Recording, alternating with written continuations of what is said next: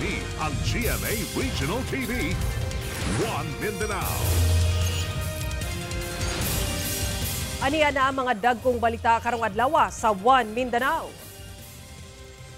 400 million pesos nga tuganay bridge project sa Davao del Norte nga wala pa nahuman, paimbestigahan sa LGU. Kapin 200 kilo sa baho na nga karning manok gikumpiska sa Cagayan de Oro City Veterinary Office sa usa ka stall sa palengke. Halos 300 ka wild spider nga gisulayan pagpalusot sa General Santos International Airport naharang.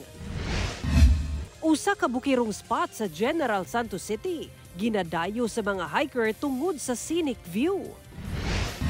Og tradisyonal nga pagpakanaog ni Senyor San Miguel Arcangel gisalmutan sa libuan ka mga deboto sa Iligan City.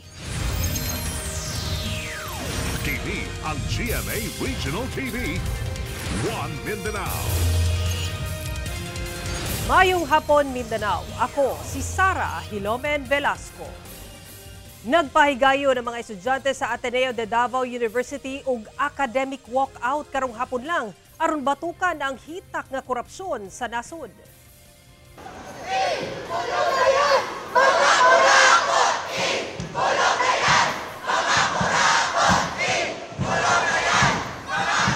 Nanggawa sa ilang klase alas 2 karong hapon ang mga estudyante sa Ateneo de Davao University aron isinggit ang ilang kadismaya sa nanghinubrang korupsyon sa mga proyekto karon sa gobyerno. Miadto ang mga estudyante sa Oval Plaza sa Tulunghaan aron magpahigayon og protesta ug ipadayag ang ilang kadismaya. Usa sa ilang gipunting ang resulta sa Senate hearing kaganinang buntag kung asa gibutyag ni kanhi DPWH Bulacan District Engineer Henry Alcantara ang maletang kwarta nga tag 50 million pesos matag maleta o gana sa 20 ka maleta sa kinatibuk ang 1 billion pesos nga ilang ginadeliver sa usa ka kongresista nga mao si Congressman Zaldico sa usa ka hotel ug sa mga dagkong subdivision sa Kauluhan. Gipadayag sab sa dumala sa eskwelahan nga suportado nila ang academic walkout gumikan na sab sa nang hinubrang pagpangilkil sa kwarta sa nasod. This means lives and well-being of people at risk, including students in school buildings and patients in hospitals. Kapin 400 million pesos nga tulay nga mao ang tuganay bridge sa Carmen, Davao del Norte buot paimbestigahan sa provincial government. Atong saro ng detalye nini sa live report ni John D. Esteban. John D. Yes, Sara, sumala ni Davao del Norte Governor Edwin Hubahib nga wala matud pa kaabot sa 100 meters ang distansya sa tulay apan dugay matud pa kaayo gitrabaho ug hangtod karon wala pa kini mahuman. Iyaha matud pa kining ipaabot sa Ombudsman ug sa Senate Blue Ribbon Committee. Paimbestigahan ni Davao del Norte Governor Edwin Hubahib ang dugay ng ginatrabaho nga tulay sa Tuganay lungsod sa Carmen kung asa na naabot ang pondo niini. Dugay namang gud daw nag-antos sa mga motorista tungod sa kalangan sa pagtrabaho sa proyekto. Kaniadto pa daw kini gipaabot sa gobernador sa Department of Public Works and Highways o DPWH apan wala pa gihapon kini natapos.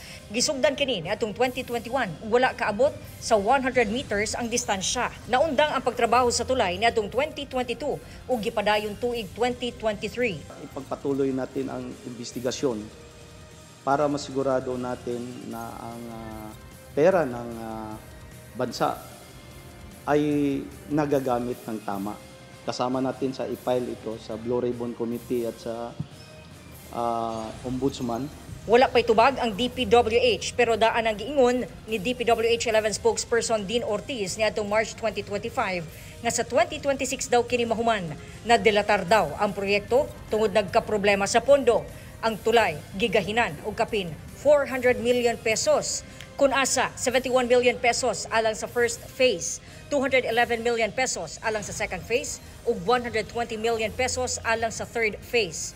Natapos na ang southbound lane ug ginatrabaho pa ang northbound lane niini. Gawas sa kadugay sa paghuman, duna na sabdaw nakitang problema sa tulay.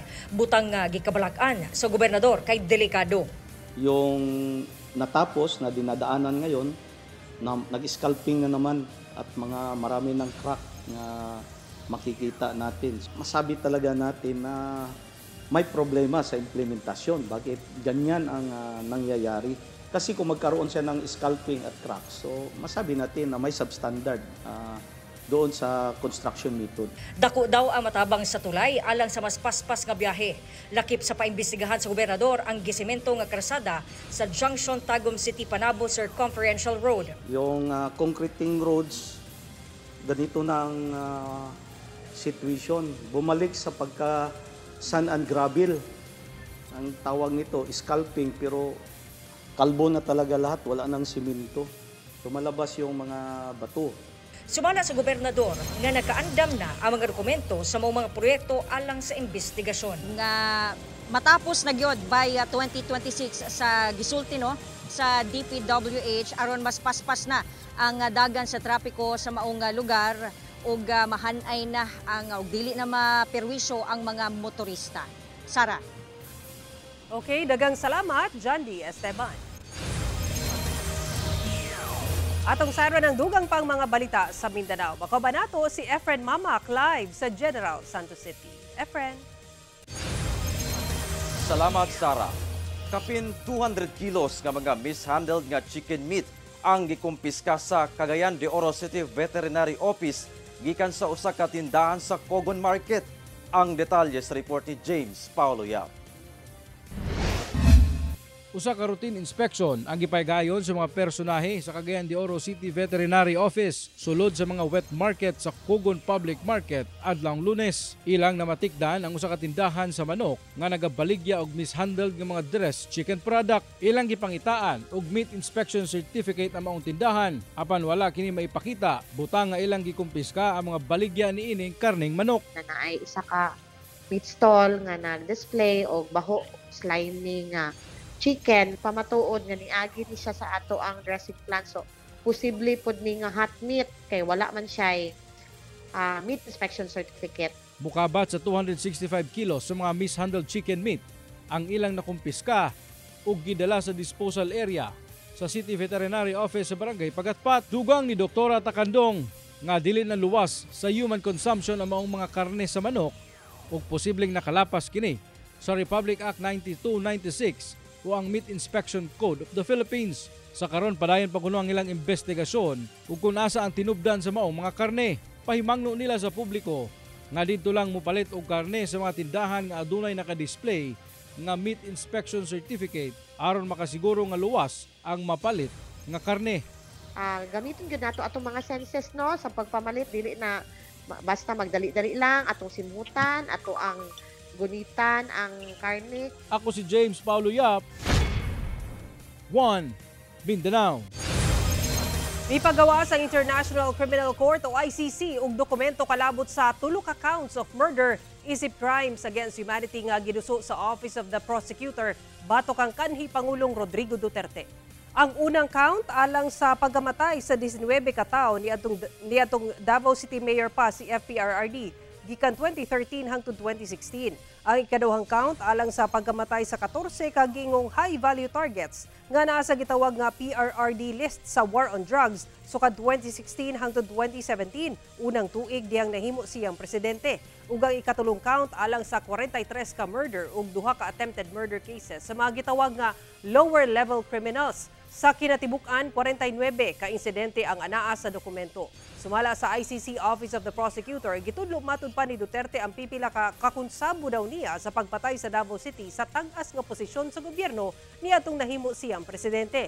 Gigamit daw nila ang pipila ka law enforcement agency sa Pilipinas aron mag-operate ala Davao Death Squad batok sa mga gingong drug suspect.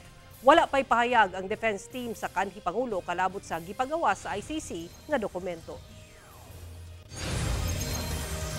Cagayan de Oro City Water District gipaklaro nga dili gikan sa ilang ginasupply nga tubig ang nahimong tinubdan sa gingong nagkalibanga nga konsumante sa syudad human makainom og tubig. City Health Office nagpaygayon sab og laing investigasyon aron masubay ang tinubdan niini. Ani report ni Cyril Chavez. Gihingusgan karon sa Cagayan de Oro City Water District kung COWD nga negatibo sa mga makadaot nga butang ang tubig nga ilang ginasupply sa dakong bahin sa syudad. Among hisgutanan, nagsumikad gikan sa usa ka social media post sa residente sa syudad nga daw nakasinati og kalibanga kung asa ang uban na-admit pa sa ospital. Busa ginayong gisuta sa COWD kung ilang tubig bagyod ang hinungdan sa mong hitabo. Hinoon ilang gibarugan base sa resulta sa ilang mga test nga gihimo, negatibo sa kontaminasyon ang ilang tubig. Limpyo ang ilang tubig gikan sa reservoir ngadto sa pipes, lakip na before meter pipes. Busa nagpahimangno sila karon sa mga nanag-iyaw mga tangke nga posibleng gikan didto ang kontaminasyon o di bakaha sa mga water systems sulod sa mga panimalay o establisimento. Wala ta kabalo nga nay binuang or wala ta kabalo, it's because dugay na nato wala malimpyo wala ma-maintain ang atong mga tangke, dito nagka-problema. Kay ang atong tangke baya naka-stuck ang atong tubig din na mainit ulan gihapon ang ang tubig din sa naara sa atong tangke, so might be the source of contamination. Gani gilayon sab gite sa COWD niadtong milabayng semana ang usa ka mall kung asa nakitaan gyud kini og kontaminasyon. Apan naggikan kini sa ilang water system. Busa girekomenda gilayon sa COWD ang daling solusyon sa mong problema aron mabalik sa luwas ang ilang mga tubig.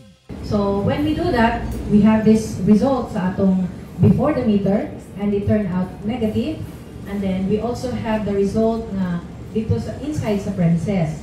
So katong inside sa premises naagin atong nakita na dili nag-positive siya. Adlong Domingo, nagpahigayon sab og test sa mga patigayon og mga panimalay nga anaa duol sa mong mall.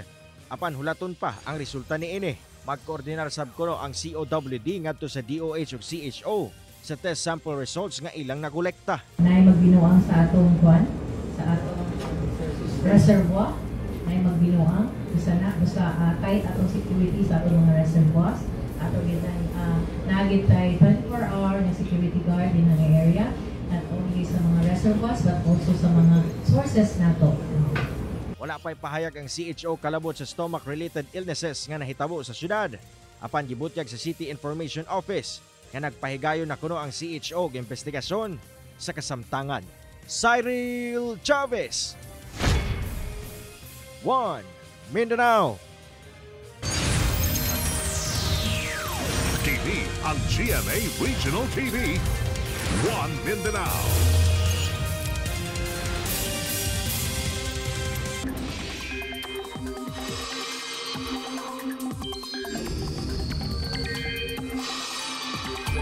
Migawas na sa Philippine Area of Responsibility ang bagyong Nando. Apan, usa ka bag-ong bagyo ang posibleng makaapekto sa nasod. Sumala sa Pag-asa, gipaabot nga mosulod na kini sa PAR karong adlaw ug tawagong bagyong Upong. Posibleng ig-un ini ang Eastern Visayas o Bicol Region sa mga mosunod nga adlaw. Samtang padayon sab ang epekto sa habagat nga magpaulan sa dakong bahin sa nasod lakip sa Mindanao. Base sa datos sa Metro Weather, dunay tsansa sa ulan sa Zamboanga Peninsula, Caraga, Davao Region ug Soc-Sargen. Busa mahimong alerto kanunay, ilabi na sa posibleng pagbaha o landslide. Patay ang usa ka pahinante human naipit sa gisakyang wing van truck nga nahulog sa pangpang sa Gutalag, Zamboanga del Norte. Samtang laing pahinante lakip driver sa maong sakyanan, samdan. Aniya ang detalye. Guys, disgrasya guys, no? Maayong pagkatikalbong ni ining wing van truck sa pangpang nga dunay gilawmon nga 20 feet sa kilid sa National Highway sa Barangay Mamawan, Gutalac, Zamboanga del Norte pasado alas 11 sa buntag adlong Lunes. Sumala sa Police Regional Office 9, dunay kini tulo ka mga sakay. Apan gideklarang dead on arrival sa ospital ang usa ka lalaki nga pahinante human maipit sa maong truck. Samdan sab ang laing lalaki nga pahinante lakip na ang 45 anyos nga lalaking driver nga taga Dipolog City. Matud sa PNP, puno matud pa sa mga produkto sama sa kape ug gatas ang maong sakyanan diyang gilatas niini ang maong kadalanan. Apan pag-abot sa pabahada nga lugar, dinhi na disgrasya. Nung nandun na sila sa pababa na part ng kalsada, napansin na nga ng driver na hindi kumakagat yung preno, matigas na daw. So hindi niya na nakontrol, nahulog na sila dun sa pangpang. Sumala sa PNP, nakigalayon na ang kompanya nga nanag-iya sa truck ngadto sa kabanay sa mga biktima aron mahatagan og hinabang. Gipang pull out na sab niini ang mga produkto nga gikarga sa maong truck. Ginakuhaan pa kini og pahayag lakip na ang kabanay sa namatay nga pahinante o mga naluwas nga mga biktima. Kauban si Gary Balantay, Efren Mamak, 1 Mindanao. Nasikop sa kapulisan ang mag-igsuong giingong tigbaligya og ilegal nga droga sa El Salvador City. Kapin 1 million pesos nga kantidad sa gituang shabu na recover. Bit-bit ang search warrant gironda sa El Salvador City Police ang usa ka panimalay sa Barangay Mulugan sa El Salvador City niadtong Miyerkules. Target ang mag-igsuon nga sila alias Junior ug alias Nana kinsa gituhang tulak og ilegal nga droga sa lugar. Tuig 2016 pa dihang na-monitor sa kapulisan ang ilang pagkalambigit sa ilegal nga droga apan idlas kuno ang duha. Ato sa pagrikisa sa ilang balay, nakuha sa mga operatiba ang unom ka mga dagkong pakete nga dunay gituang sulod ng mga shabu o mga drug paraphernalia nga mutimbang og 150 grams ug dunay street value nga 1,020,000 pesos. Sa karon balhog na sa prisuhan ang duha ka mga sospek nga wala pay pahayag. Sa atong report nga pinanser po ni pasugo sila og kanang mopalit sa source nila. Dayon pag-abot ilang nga kuanon sa ilang bayn-baynon sa ilang panimalay, dayon aya dayon ang distribution sa ato ang mga neighboring barangays din sa El Salvador City. Mialma na ang mga PUJ driver ug taxi driver sa Davao City sa sagunsong taas presyo sa mga produktong petrolyo. Alas 6 kaganinang buntag ipatuman na sa pipila ka kompanya sa lana ang laing taas presyo sa produktong petrolyo. Piso sa gasolina ug 80 centavos matag litro alang sa diesel ug kerosene. Alang sa mga PUJ driver ug taxi driver nga nakaistorya sa GMA Regional TV 1 Mindanao, mialma na sila sa ilang dugang abagahon gumikan sa sagunsong taas presyo sa mga produktong petrolyo.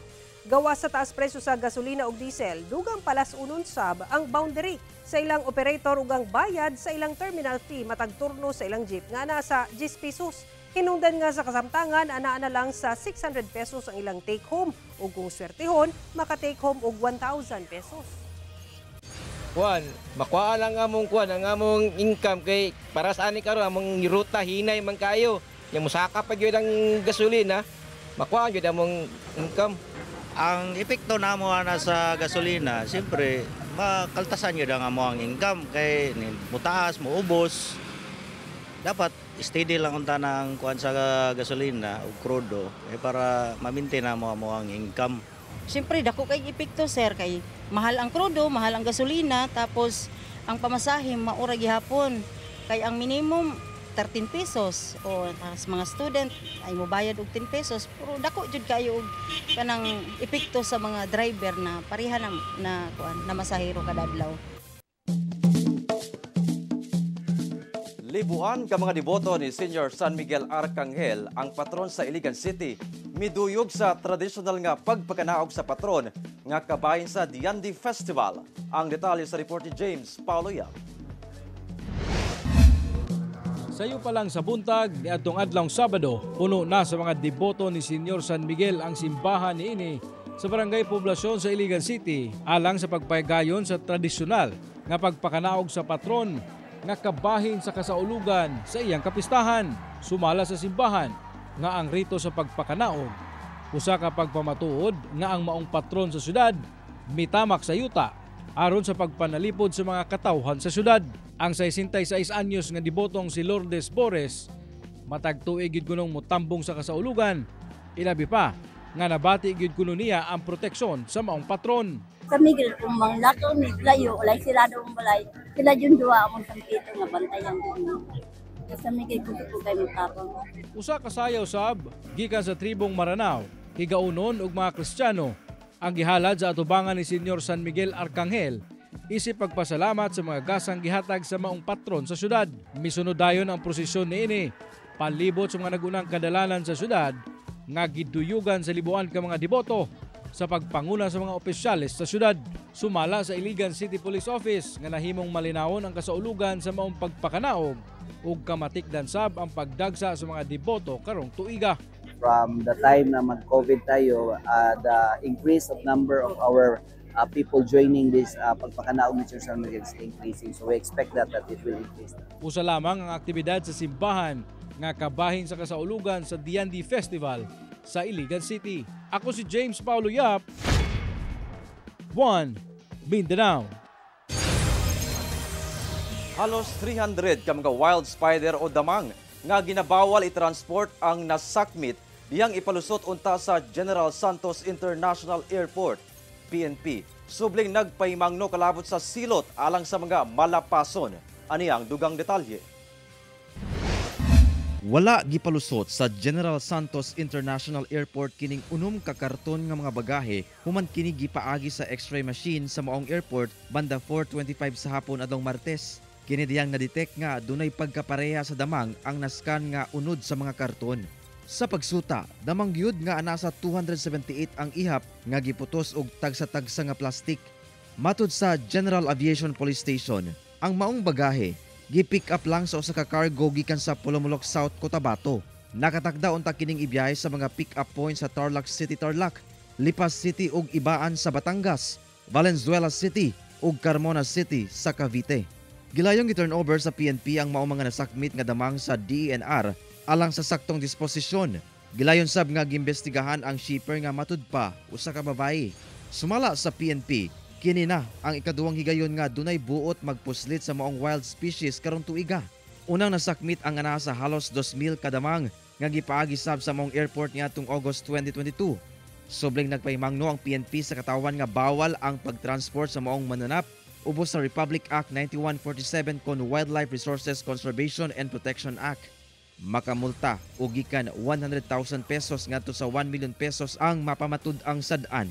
Pwede sab mapriso. Bawal na agyo na siya sa ato ang balaod, RA 9147 Wildlife Act. Useful siya sa ato ang environment. Kauban si Bong Vicencio, Efren Mamak, 1 Mindanao.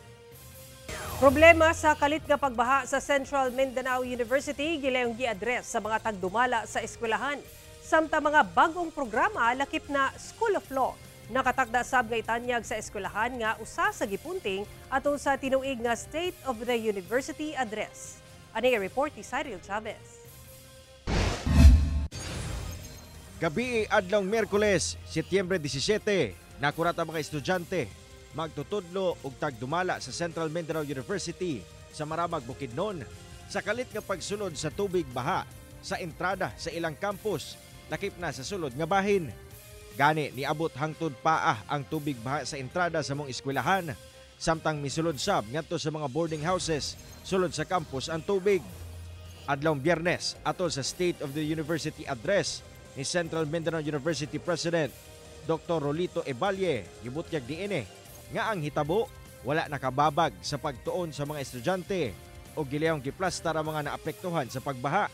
Our volunteers have assisted in evacuated people, particularly students, safeguarded even animals, and cleared or assisted stranded motorcycles and other vehicles, and then opened campus spaces for temporary shelter, first aid, and relief.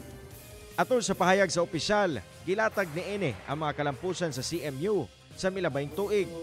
Sama na lang sa 100% compliance sa ilang mga undergraduate programs. Ilabi na sa nakadakdang pag-abli sa CMU sa School of Law nga dakong garbo para sa tunghaan. With the BOR's forthcoming approval, CMU is set to proudly offer the Juris Doctor with Thesis program starting school year 2026 to 2027, a milestone that will bring new opportunities and elevate CMU's academic excellence even further. Tutukan sab sa CMU ang pagpalambo pa sa mga infrastruktura sa campus. Hingusgan sab nila ang transparency, labi na sa procurement process sa mga proyekto. Nagpadayon sab ang ilang pagbakwi o rehabilitate sa mga yuta sa tunghaan nga bag-uhay lang nila nakuha pagbalik human ang pila ka tuig nga pagdungog sa kaso niini sa korte. At the moment, we have an active partnership with DA because we are serving as a multiplier farm for swine, a multiplier farm for goats, a multiplier farm for ducks. They have committed to cultivate 50 to 80 hectares for our rice duck farming. Kauban si Jaybert Pairat, Cyril Chavez. 1 Mindanao. Rally bato korupsyon sa Cagayan de Oro City gisalmutan sa mga taga-suporta ni kanhi Presidente Rodrigo Duterte. Hulagway sa pipila ka politiko, gilabayan og kamatis. Samtang sa Pagadian City, malinawon ang gihimong protesta. Ani report ni James Paulo Yap.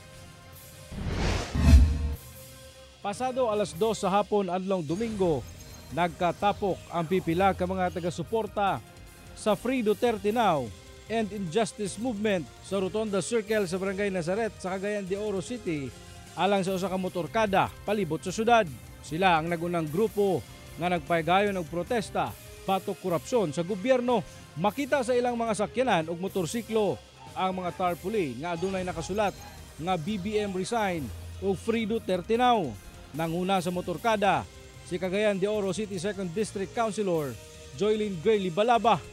Sumala niini nga ang pagpadala sa kanhi Pangulo sa The Hague usa ka binuhatan sa usa ka korap nga gobyerno. Siya ang unang nibutyag sa atua nga adunay anomalya o irregularidad sa budget sa ato ang 2025 na budget. Katubit ang insertions sa GAA. Paghuman sa motorkada, diretso dayon ang ilang grupo sa amphitheater sa Plaza Divisoria alang sa gihimong Grand Rally. Usa siguro kani karon sa pinakakorap nga administrasyon gikan pa sa panahon ni Marcos Sr. Ang iyang anak na pod ang nagbuhat niini. Atol sa National Day of Protest, kamatikdan sab ang pagbutang og barikada sa entrada nga bahin sa Department of Public Works and Highways Region 10.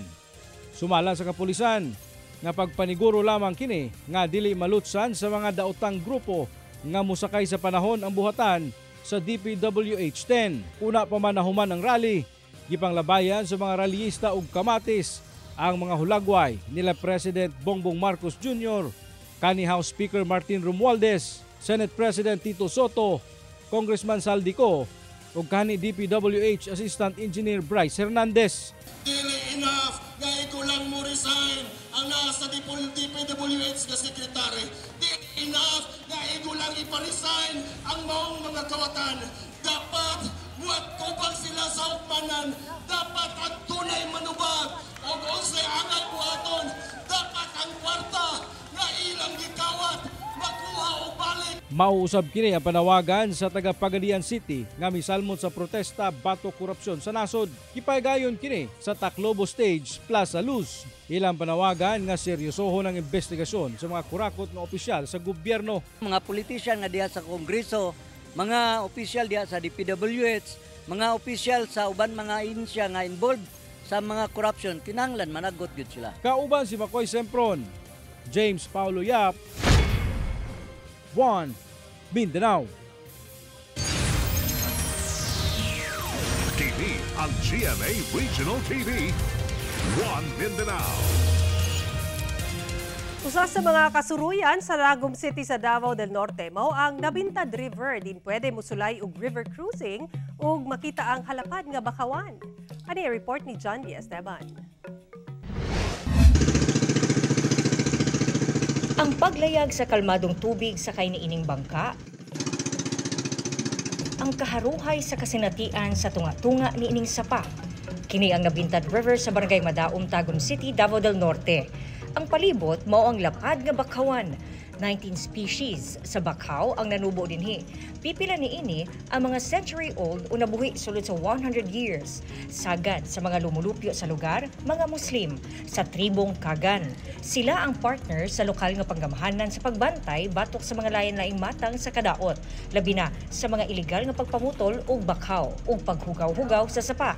Kung ginapahinumduman ang ato mga katawhan, since diri nga community, it's a Muslim community, ato ang respetuhon ang ilahang kultura o ang ilahang pong ginatuuhan, no? So dapat kung mobisita ta diri, dili lang ta mag revealing na mga sinina, ginadili pod nato diri ang mga pork food na mga products or mga pagkaon, ug labaw sa tanan bawal pod diri ang pag-inom.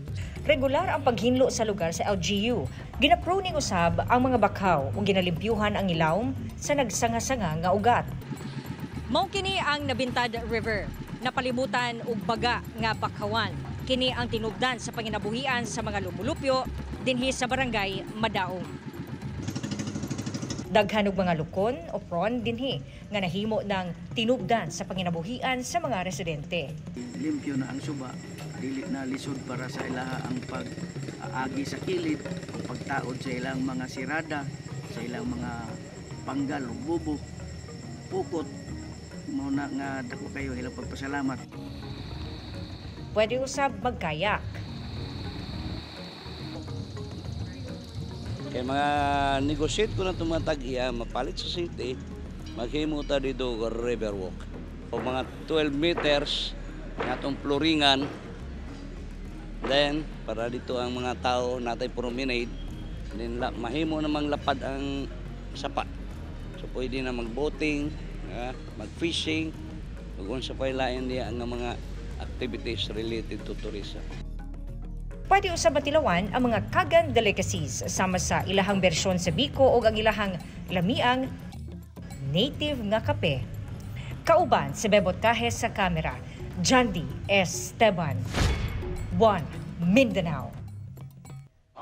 Alang sa mga trip ang hiking karong weekend, dunay nindot nga suruyanan sa usa ka bukid sa General Santos City atong suruyon dinhi sa May Mindanao. Nangita ba ka og lugar kung asa pwede mag-unwind? Kung nature lover ka, dali na, suroy ta sa usa ka nindot nga bukid sa Barangay Olimpog sa General Santos City. Kini ang suroy nga ang target, health and fitness, kay mag-hiking ta. Alang sa mga first-timer sa hiking, pwede ka magbitbit og sungkod. Gani, dunay for rent niini nga tag 5 pesos lang. So, let the hiking adventure begin. Hangak yun sa sugod, apan mawala ang kakapoy kung makita na nimo ang green scenery sa bukid ug ang overlooking beauty sa General Santos City. What's so special sa pag-hike? Mao ang ma-meet and greet sab nimo ang ubang hikers. Ug mga motor rider nga naga-trail. Mahingang hasab ka sa kanindot sa wildflowers. Ug kining raptor nga daw nangita og pagkaon.